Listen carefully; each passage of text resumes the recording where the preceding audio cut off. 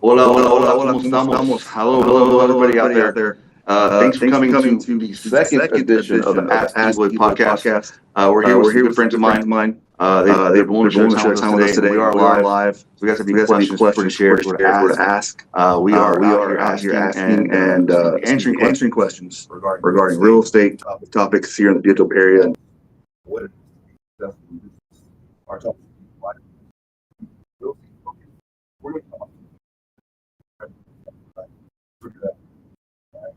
want you guys here in order of Mr.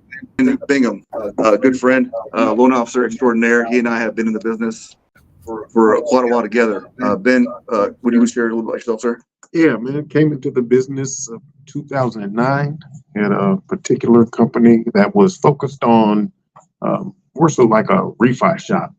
And I met you, Eloy, in 2009, didn't I? 2010. So it's been a minute. You're aging me, bro. And, I know. And as we grew in the business, we took separate paths. You went different direction. I went another direction. And now we've come back together because of this organization called NAREC. Yeah, we'll talk about it in a minute.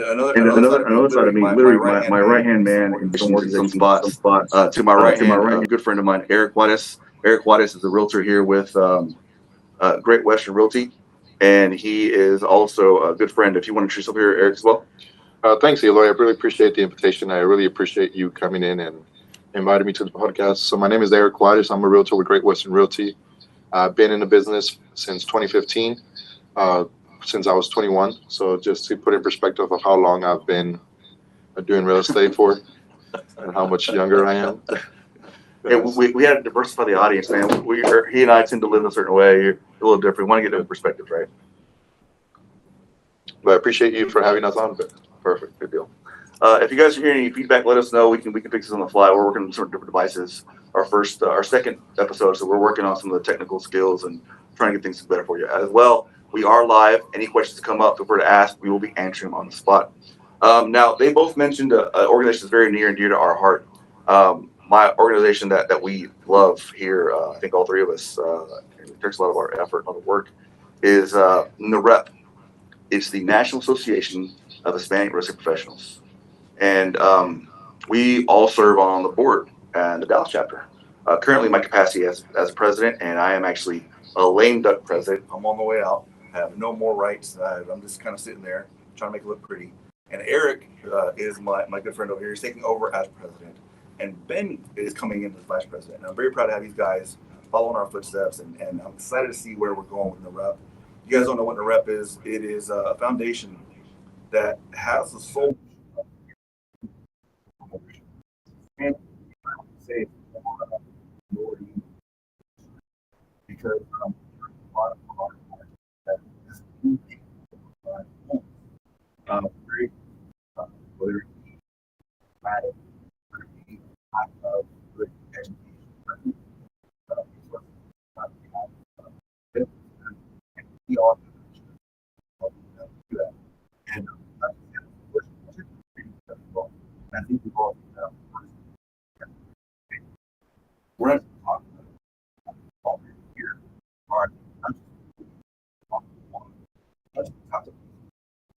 So we're a little bit about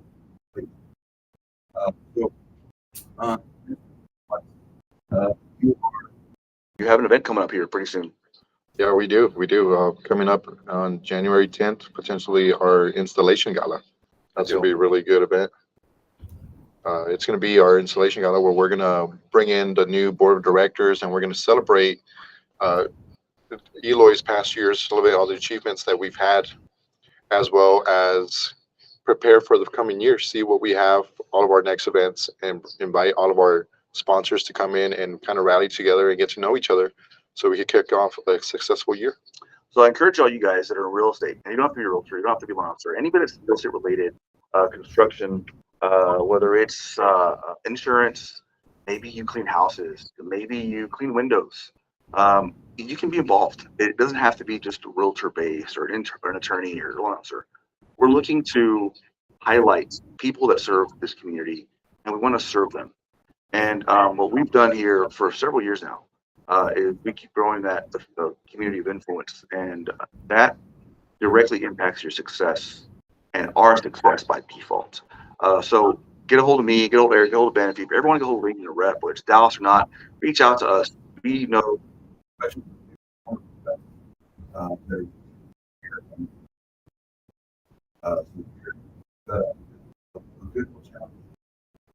You have a pretty good challenge ahead of me. But one thing that I want to quote, I was talking to someone a few months back, and they said, hey, this was our first time attending the gala, and I thought it was so neat to see all these Latinos dressed up in their evening gowns, the guys dressed in suits, the women in their gowns.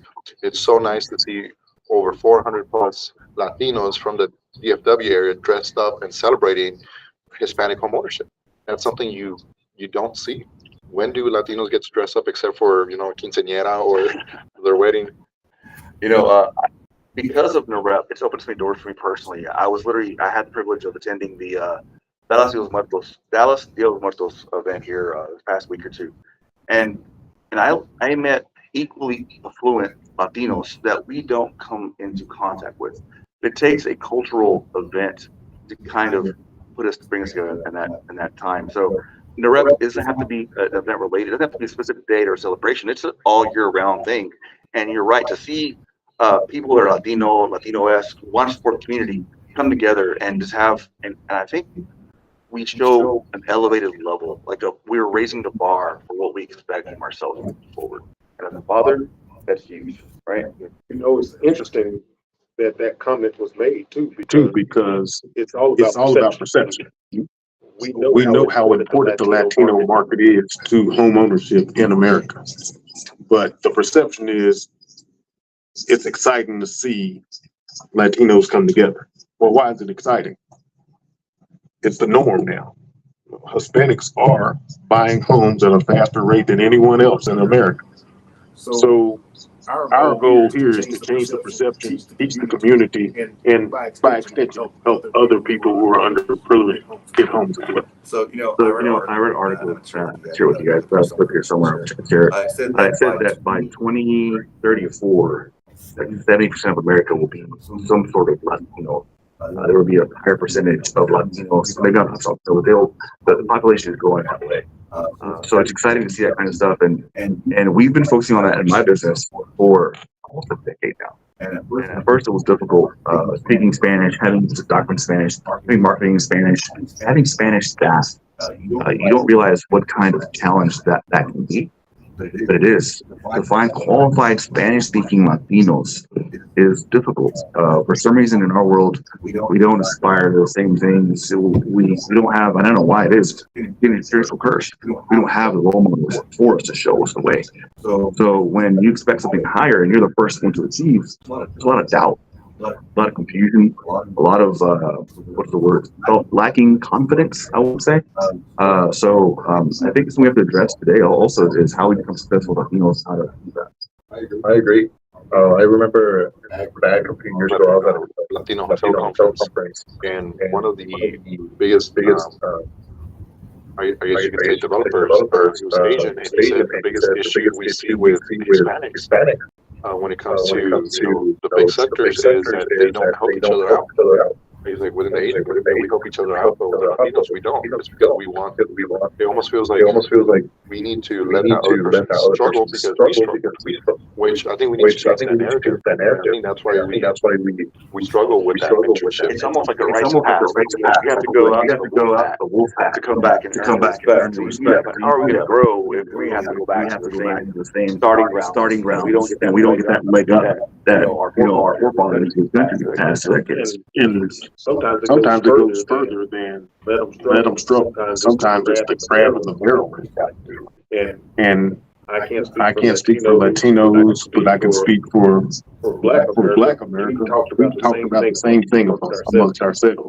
And as I've gotten to know you all, the expansion of the Spanish community, we see that we we see that struggle we with some of struggle the with some of the same same things. things. And so And so therefore, it's a change in mentality so that we can help the the upcoming generations not to deal with the things that we dealt with in the past. That's a And tough that's a bridge tough bridge because because we're dealing with, I've always said first you want to make sure that you can eat. You want to make sure that you can take care of your bills, and then you want to make sure you can take care of your family, and then maybe you spread out and you start caring towards your community. And that third step you really struggle with. Like I want to sure I can take care of the bills, my kids, maybe, right? And then the community. Then you run alone. I'm not going to share my secrets still. Whatever reason it is, I'm not sure why we're doing that, but we need to think bigger than that because the more the community grows all around us, the more we grow. And now that I'm a father, I see that more than ever. Okay, if I can raise my kids and all their friends to the level, how much higher will it be? So So we're doing that, and I want to talk about here the real estate market trends. Ben, you're a loan officer. Been in this for a minute. We had some good reports yesterday. okay, so the Okay, first so time the in a first time in a long time. time. What do we see? What do we see yesterday? Do you know, sir? Well, I don't know if we're on the same page, but one thing for certain, and I got phone calls already, is rates dropped to about a point. So that's a good thing, but it helps point to an issue that we've been telling people through all the high rates. Don't wait until the rates drop before you start looking for a home, because inevitably more people are going to be looking for homes. So we don't need to wait till we see 5%. We don't know when we will see that, if we'll see it. We think we will, but waiting is a bad step from the consumer standpoint. So I want to share a question and my answer I get almost on a daily basis. And I think this especially, we're always very rate conscious. Everything, well, what's the rate? But what's the rate? That's a great question. But what in the definition is a rate?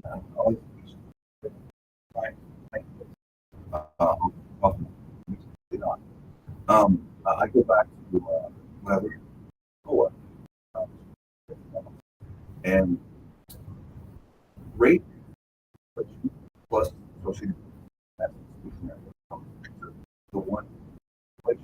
What's inflation? Inflation costs money. What is that? You know, things are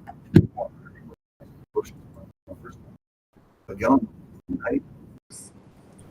So I think a gallon of milk back in 1996, and I asked that gallon back today, would that gallon of milk have the same dollar equivalency as it did 20 years ago?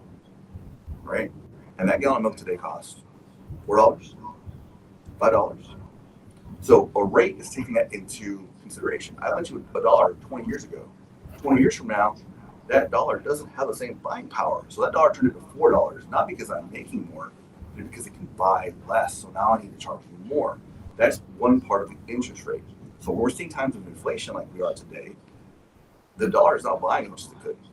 So by default, rates have to go up, right? And then the other part of rate is, what is your qualification? If we have two buyers, we have one to my left, one to my right. This guy's got a 600 FICO score. This guy has this guy has 800 FICO score. This guy has a 600 FICO score. And I have $1 to lend. Who am I going to lend to? This guy. He's a lower risk borrower. If this guy wants it, I might lose it. So I'm going to charge him more. And that's where the second point of rate comes in. So when we talk about rates, let's know what rates mean. There's only so much we can get down to. Now I hear people say about 0% rates all the time. And mi gente, we're never going to get 0% rates. If we're at 0% rates, the world is crashing. We're all going to be scared we're going to die tomorrow. Like the situation we had 2-3 years ago, where we all wearing masks, looking at open houses. You knew that, right, Eric? Yeah. So when we had 3% rates, what did the interest rate? What did the Home buyer market look like when rates were 3%? Well, it was insane. We had people waiting in line for new builds and in a lottery system where you couldn't even pick the house you wanted. You had to win the opportunity to buy a house for new construction. When you wanted to buy a resale, you had to outbid. Did you see their face? Did you see their hands? You couldn't see it. You just saw their eyes. And then even then, we were at one point we were even restricted with looking at houses. I wasn't even allowed to show them houses. So if someone wanted a house, they just needed to look at pictures, videos, and we'd submit them an offer. We couldn't even go into the house at one point. So the flip side of that is like Prince earlier, is tit for tat. Like the rates are great, but are you going to be able to buy it? And how many offers did you see come in across your desk that are $100,000 over, right? Numerous. I mean, people were spending 50, 100,000. And to Eric's point, you could go into a new build on Friday and come back on Monday, and the house was suddenly $25,000 more than it was on Friday if you didn't sign that contract. So it wasn't a good situation to be in for the consumer. And we tend to forget that, right? We're focused on 3% rates. I'm not saying they weren't great. I think it was a great time to refinance. It was not a great time to purchase a home. Absolutely. I agree. And I think that's why right now people need to, kind of get off the horse, drop the ego, and buy a house right now. Because right now, you finally have buying power as a buyer versus before you get it. Before it was more of a seller. Now people got spoiled with that era. And sellers are expecting their house to sell in 1 weekend, which we're not at that situation. Your house will sell if we price it accordingly. But now, if you don't price it accordingly, you're going to get behind of the market, you are going to sit. And so now, buyers coming in, now you have power that you didn't have to negotiate. Can you share the graphic of what we had earlier with the inventory on my decade? So there's an interesting statistic that I looked up. If you guys are using any kind of AI,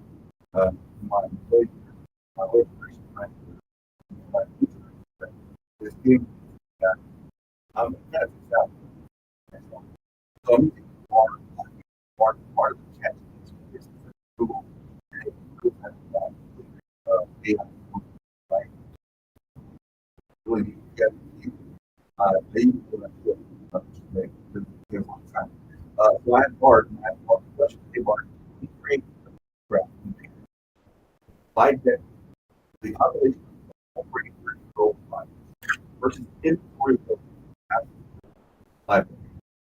And that here have showing trend the first day that you're going to see that we have basically almost the demand of each one.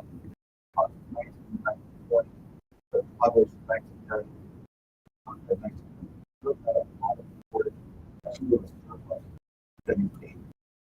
once the 90s, it flip-flopped. There's about a million shortage in the 90s. It's the 90s. It happened.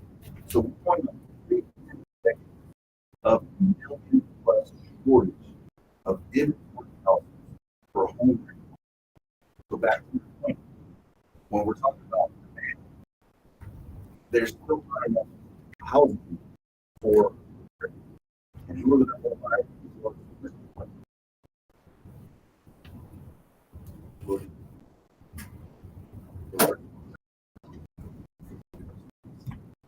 Primarily Latinos now. Latinos. So if you're looking, we changed our dynamics, not just that, right? We used to live a lot, being Latino. My grandma.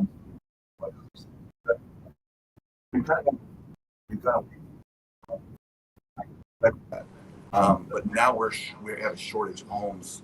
We're creating populations, and we're growing as a nation where some countries aren't growing, and we're still continuing to not build enough houses. So if you think waiting around for rates to drop is a good decision, it is not, because we're still short houses. If people aren't buying houses, they're living with mom and dad for a little bit. They're just hanging out. They're waiting, right? We're going to have, once the rates do come to an attractive, realistic market, I'm going to say 6-5%, you're going to see a flood of all that repressed demand come back and double demand on housing. So if you can now get your foot in the door, and the number one objective today is to get your house, your foot in the door for your home with as little as possible. Get a manageable payment, so that when the refinance boom comes up, right, and it's coming, then you can refinance, because there are continuous refinance booms in the mortgage industry, and that's why. So you're refinancing in your home now, in the comfort of your own home. You already moved in. You're happy and settled. And what people don't understand is once you buy a house, you refinance with what, 6 months? 6 months. Yeah. So if Because people say, "Oh, I'm gonna wait for the market to go down." Oh, why wait? When you just go ahead and buy now, and if it doesn't go down in 6 months, you can refinance as soon as 6 months. Not just that, Not just that, the equity piece, right? We right? tend to We forget tend to the forget equity the piece. equity piece. Yeah, comment. Yeah, comment. Yeah, the comment is, So if you so if you buy now and and you have to pay this quote unquote bad interest rate for a year and a half, how much money is that actually that you spent? That's a great. That's a great. Not a whole lot. And You're going to refinance. You're coming in with the plan to refinance for when the refi boom comes. But if you wait and that and that house goes up $75,000, $75,000, you can't refinance that principal. Yeah, You can refinance rate. yeah, because on average, I believe with the DFW, home prices are going up 10% by year. So if you're waiting a whole year, that home that you wanted to buy is going up 10%. And we're talking 10% based on just how values go up. That's not including because of this rush that people are going to come in and try to buy houses. And now the market raises up 15-20% just because there's so many people trying to buy the same house. I'm also devil I'm also devil advocate. advocate. Say, What my house is my house is going going to to go for value, right? It's not going to go It's up. not going to So go why up. do I So want why do I to buy buy a a house? house? What's the benefit? What's the benefit then? My house is Doesn't increase increase from from where I'm paying rent. a lot of rent. Why would I still want to buy Why a would I house? still want to buy a house? Because it's yours. Right? And now you're building building a lifeline a for your lifeline for your family, for generations your to come. generations to go. Because unfortunately, there's a point of life when we all depart from this world. And so what do you leave back to your family, the people that are behind? Do you want to leave them struggling, or do you want to leave them, home that you grew up in, and leave them the house that they can sell and move to wherever they need to, give them that financial freedom that maybe we didn't have growing up.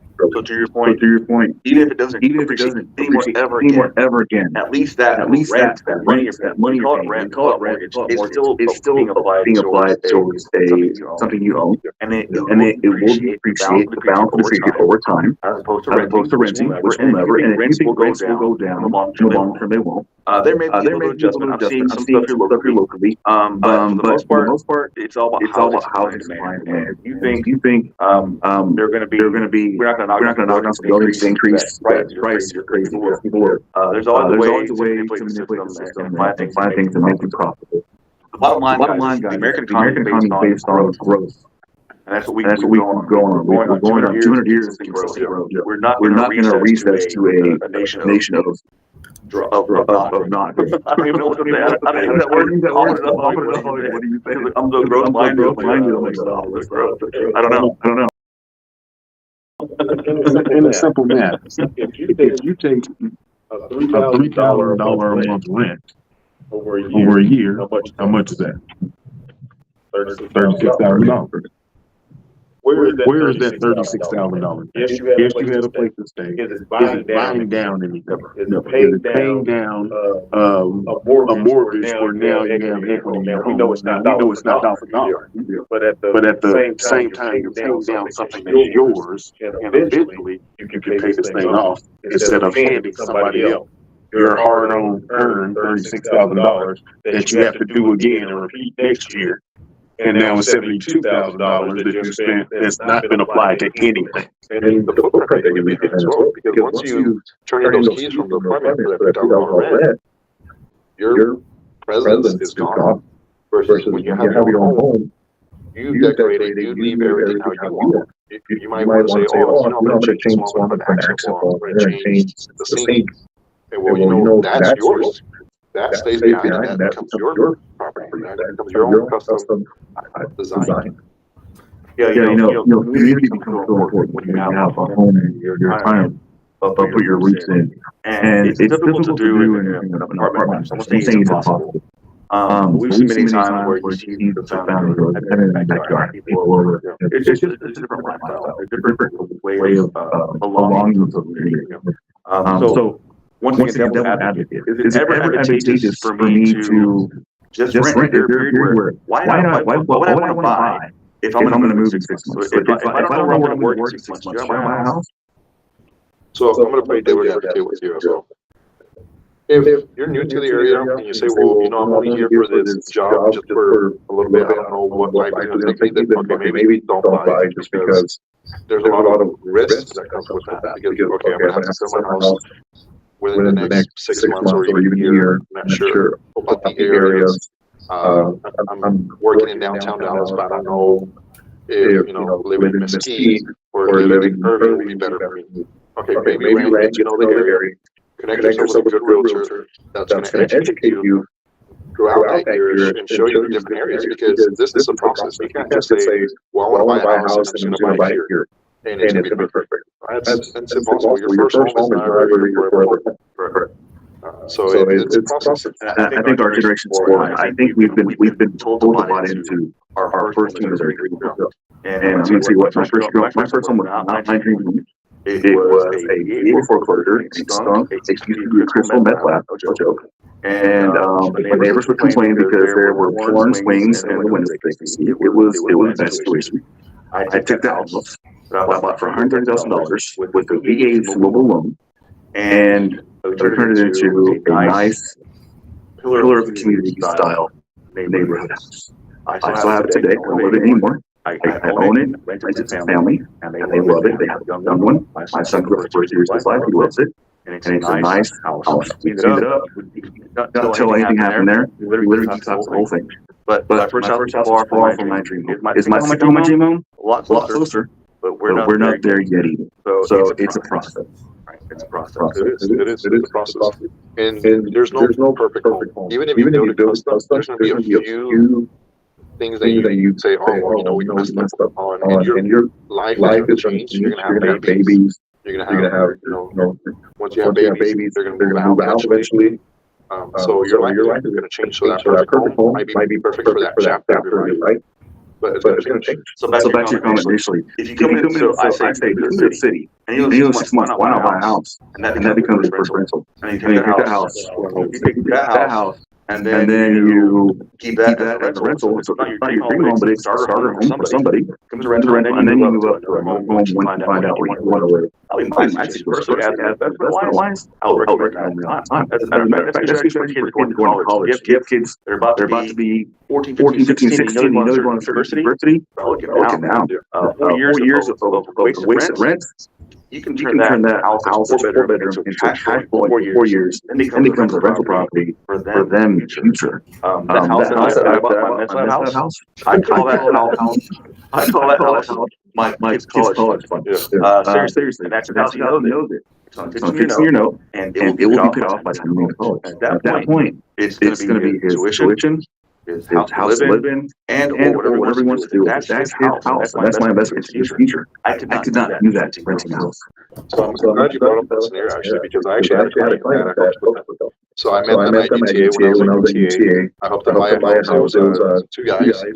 They decided to go in on purchase together. So we bought a house. We bought a 5-bedroom house. It was a 2-story between their combined income, using their college transcripts because they had good grades and they were going for their masters. And what they did is they rented every single bedroom of that house. So what they did is with all the rent that they were charging, rent every single bedroom, that was paying the mortgage and giving them money left over to live. We used to call it kitty condo. That's what we used to call it then. I've never heard that. I call it a kitty condo in my world. And students don't have to have jobs. So my thing was qualify for my credit. My income, he has to have nothing. It's his house per se. It's his primary residence. He qualifies my income, my credit. And then at that point, we can charge rent for what do we want to do. I remember Austin, we used to go to their house, shared house. Similar. They didn't own it, but it was a situation. So let's come across. I'm going to keep further with that concept. Let's say I bought a rental, we'll buy a house. My tax returns aren't strong enough because I bought my first house. I'm self-employed. You know how that goes. I don't have to spend too much money. I declared $120,000, and I qualified for a house with that. But my next house is, let's say $750,000. I don't qualify for that house. I've had 6 months, let's say, and I want to buy my I have to have 2 mortgages now. And $300 a house, today's market, $300 a month. $750, let's say $6,000. $9,000 in mortgage on a monthly basis. That's what Uncle Sam will make $10,000 a month. I am 90% obligated. How can I buy a second house if I'm at 90% of my income? Well, there's different programs out there. Maybe not those traditional finance. You said self-employed. If If you have enough money or cash flow to handle both properties, then we can possibly do a bank statement loan or a P&L loan. It all depends. You have to have the approval. We have to analyze 12 months worth of bank statement. But if you have the cash flow and a certain amount is allotted for your business to do a calculation, a formula to determine that income, then we can do that next loan off of a bank statement loan or P&L loan. Eric, you're seeing a lot of opportunities. You work with a lot of people moving in the states, like also, right? Yeah, we're just working with a lot of people moving into the area. And so it's been interesting because they come in not knowing the area, not knowing how big it is. And because what they kind of turn around and say, you know, Dallas is an hour away from Dallas. And it's true because they'll say, oh, well, I just want to be, you know, what about this side? What about that side? Okay, well, you want to work over here. To get there, the commute is very different. So having to educate the clients on the area and the distance has been unique. Yeah, you know, and now we're coming back to the world where COVID kind of reassessed and restructured the way we work and we do office, right? All of us. And we have to go back to work. We have to go back to the office. And that drive that you think is hours about an hour and a half. Yeah, it's now a lot of work. So where you used to live is very important. A couple more questions real quick, and we're going to go first here, guys. Eric, you're Latino, right? What's your descent? What's your? So I'm Mexican. I'm Chicano because my parents were born in Mexico, but then I was born here in the United States. So my classification, we're first generation Chicanos. You know, I'm starting to learn to embrace my Chicano. Like I always, you know, grew up here. You have an accent, try to lose it. You want it back, you want to culture. And then it's like, what am I? Who am I? Like anything else. You're not Mexican for Mexican. You're not American for American. What are you? And I think you said it right. Chicano. To me, Chicano growing up, like Cholo. I don't think it's quite the same thing. Chicano thing. Firework. Getting a lot of backlash for hiding his accent on TV when he talks home. Like talk like that. Sometimes like. Not always. Like, this is how you talk. I'm in church. My homies. If we had a drink or two. Yeah, I'm out a couple words out and try the tongue slower. But for the most part, I relate to Chicano. What that means is a little different. Because the way Chicano thinks the same way that your mom thinks, the way that your grandma thinks. It's just a different perspective of America. It really is. It's very different perspective and it's very own unique sets of hurdles. Because I grew up speaking Spanish in my house. So at my house, it was 100% Spanish. But then you go to school and it's English. And so having to learn both languages growing up and learning the correct phrasing for both was a hurdle. I had to take speech therapy growing up because the way you say things.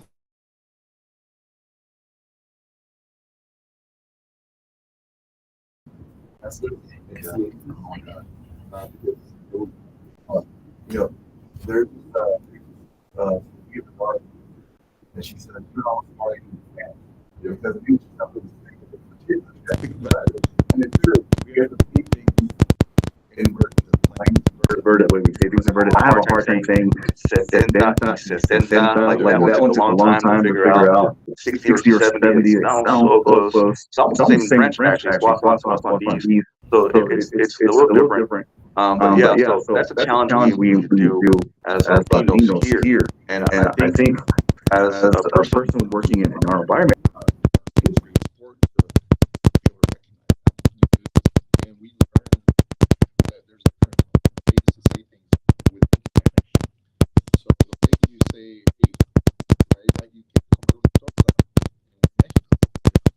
Torta is going to mean a sandwich versus if you're Chilean or more from South America. Yeah. If you say torta, they're going to think it's a cake. Yeah. So there's different ways of doing that. We kind of pride ourselves here in our office with AskEloy. We have an employee that's from France with Spanish roots. We have an employee that's from Chile. We have employees that are Mexican. We have another partner that's Cuban. So we're very aware of the different dialects and meanings because when we speak, like, what do you mean? So if we're confused when we say it, we want to make sure we're very clear when we say things to other clients because speaking to a Colombian client versus a Venezuelan client versus a Mexican client versus an American-born Chicano, is not the same. So It's it's very important when you're with partners in this business. you know You know where you're working now. now. To my On my left, left, we have my friend Bingham, and and Ben Bingham is an African American. Bingham also has Latino roots. And Ben, tell us about that and how it's kind of bringing you to the point in life where you think you gotta, do some more of that. So found out here recently that there's some Panamanian roots. And I was very surprised to find out. I've never had any association with it. I will be traveling to Panama here in a few months. But finding that out as working in this community lets me know the importance of relating to everyone. We talk about it being in NAREP. We talked about that earlier in the podcast. And everybody hears NAREP and they hear Latino or Hispanic and they automatically think Mexican because we're here in Dallas or Texas. Well, it's way wider than that. And the purpose is to know the backgrounds, the roots of everyone, and then all of us work together so that we can inform the community and then help everyone achieve this American dream. I agree with that, Ben. I agree 100%. I remember our last Coffee Connections, one of our sponsors, she was, And she said, we don't really have that many Honduran representation representation here. She's like, so it's nice So to it's nice see there's an organization like this where where we can connect with my fellow Latinos. And she was and talking she was talking to, I remember she was starting to speak Spanish the entire time because she was just so happy that I'm working, but I get to talk in Spanish and manage my language. And I think it's further. I think I think there's a lack of Honduran and multicultural professional, and that we don't know where to really find our network of people who shares our problems, concerns, issues, and if you're saying about apply people around you are, and if you're and I don't mean to be rude to me, but you don't like somebody to higher circles or bring them up with you.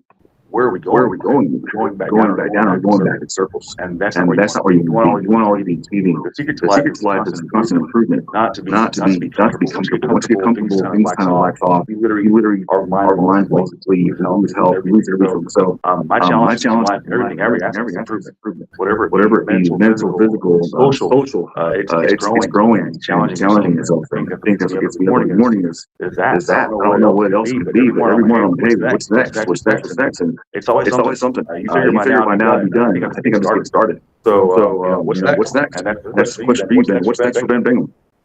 Broad question. With the market ever changing, there's a saying saying, if you are status quo, then you really move it back. And so therefore, we have to adapt. We have to adapt to what's coming. We have to adapt to the market so that we can stay relevant and keep doing this so that we can continue to help people. There's another saying that's from a rapper. It says, Philosopher. yeah. I can't help the poor if I'm one of them. I take back, and then I give back, and that's the win-win. And so therefore, I'm always constantly looking, okay, what can I add on to my resume so that I can continue helping in the capacity that I'm in. You brought up an idea. I'm a big Tupac fan. I'm all hip hop. Second 90s. Black in my car, I'm jamming old school hip hop. And Tupac's like, I'm the one to change the world. I'm the one to spark the idea to change the world. And that's Eric, in your many years of wisdom, the youngest cat here, what do you think is the biggest thing that you can benefit from if old school like us do something? What would you want to learn from someone like us? What we can pass down to you to make you be that advantage we want to give? I think the biggest thing, and I think this is what keeps resonating with me, not only with today's podcast, but also things that have happened during the week, is learning learning to step to out of that step out comfort of that zone. comfort zone. Because Because I remember I remember years back years stepping back stepping into into the very first event, everybody I looked up everybody I to in looked up leadership. to in leadership. I thought, I thought they were untouchable. They were like, untouchable. They were like, these are the these pinnacle are of the pinnacle of success. success. And now I'm here Now sitting I'm on the here table sitting on with, the table with, I you remember were getting installed your your installation. installation. So now I'm sitting So here now I'm with sitting here you with you, and I look back and I and I'm look like, back and I'm okay, like, am okay, I am I where I where thought I I thought I was, was, or where I or thought you where I was thought at you that was time? at that time? And it's crazy. It's crazy. It's crazy. But But that's a challenge that's a challenge because your your confidence confidence comes comes in. in. Where do I go Where do I next? go And that's what the next? And that's circle what the has to be circle has at. to be at. So So yeah, I agree with I you. agree with And you. I think And as a I think as a leader, which you are, which you are, who we we are, are, we're leaders in this in industry, this industry, in this community. community. You have to You take have the to take the bonus, bonus, and people and people are are going to be happy to lead you if you're okay with if you're okay with that. my You know, leader, my my compass is God. is God. Every single Every day, single day, every single every thing I single do, thing I try to do God I try to do first. I God try to be first. like I try to be Jesus. like Jesus. And that's And how I that's do how I things. do Now that things. may Now not be that how may not you be do how you things. do things. That's okay. Okay. That's my That's my compass. compass. And I try to And I try impart to those impart those in my life in my life every day. every day. And that's how And I that's give how I back give because back I feel because like I feel like place. space. What's my What's say? Make a better place. Make a better place. And that's And how I am. that's how I am. Honestly, Honestly, it's cheesy, cheesy, but it's true. but it's true. It might It might be my better world for my world for my son. son. My daddy My did dad a good job. did a good job. I've got to pay I've for got to it. pay for it. My grandfather came here with a came dream. with a dream. As migrant As workers, they used to all pick pick strawberries and fruit and in fields. And the house and we the lived house in we lived in had no war, literally literally war in South in Texas, South Texas, and also and in also North in North Mexico. Mexico. And And so I spent so all I the time spent like, all hey, the time like, hey, your your grandpa grandpa didn't have didn't have floors. floors. Like what? Like what? There was no There was floors in no his house. floors. Like No no way. way. I'm like, No way. your Like, your grandfather grandfather didn't have floors didn't till have he floors came to till he Dallas. came to He was Dallas. 8 years old. 8 years old. Or then Lived lived on on dirt. dirt. And he And doesn't he believe doesn't me. believe me. And I have to And make I sure have he to make sure he understands where we understands came where we from came because from he because he appreciates that. appreciates that. Where we are today. Yeah. Oh yeah, that's Oh yeah, so I grew up going to Mexico a lot and visiting where my parents grew up. Grew up. And so what I did, I took a So what I did, picture I one took a day picture of one my day mom's of my house. mom's house. She was a She family was a of, family of, she had 8 she had 8 siblings, so a family of 10. of 10. And they had a And they had a one-bedroom one-bedroom house, probably the probably size the of size this of room. this room. And so what I did, And I so took I a did picture of take a picture of that, printed it out, printed it framed out, it, framed it, and have that hanging right outside my So house. there, So there, I'm I'm going to work. work. I look at I look at that that and remind and myself, remind this is myself this where is where I came I from. came from. My parents My parents worked worked to give me to a give better me a life. better Now I need to I work need to to work give to give my my future future kids kids a better life. better life. So So that that leads me to our last question what's here. What's the the thing thing that that you're most grateful for now? What's What's the thing you're most grateful for? I'm more I'm more grateful for my parents because they, the way they raised me and educated me, and yes, we had challenges, but But those those challenges challenges shaped my mentality to who I am today, and I know I can overcome anything in life because of the way they raised me. PP, back to you. What's the one thing you're most grateful for today? Man, Friends and family. I'm more people-based than I am places or events. And so the people I've come across and the values that were instilled in me from my parents helped me to build long-lasting relationships. So therefore, I want to carry on those values, teach others those values, and keep those close to me. Yeah, So you said right there, teaching. And I think that's why I'm so involved with community. Because I realize there's so many people that don't have what we were lucky to have good parents and still good values in us, and here we are today. Not that Not that we're we're amazing, amazing, we're rock rock stars. but But we're we're decent guys. I would have you guys come to my house any day of the week. We'd have a conversation. I know it would be great, and we would talk about forward-thinking things. We wanted to our community and our world. And some people don't have that. You go to my neighborhood, Oak Cliff, and there's kids that are homeless. My cousins grew up without that. They don't have that anymore. It's taken them years, decades to come to terms with what I learned about 7 years old.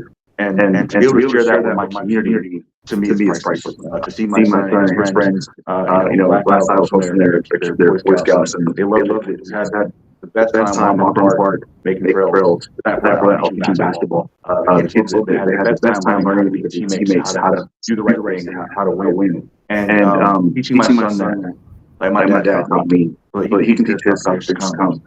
That's it, right? That's what I'm grateful for. So, I appreciate you guys today. Thank you so much. Thank you guys for watching. I'm not sure we have any questions. We don't see anything come up. We're here. Check us out, AskEloy.com. We're good to go. Thank you so much. Appreciate it. Thank you.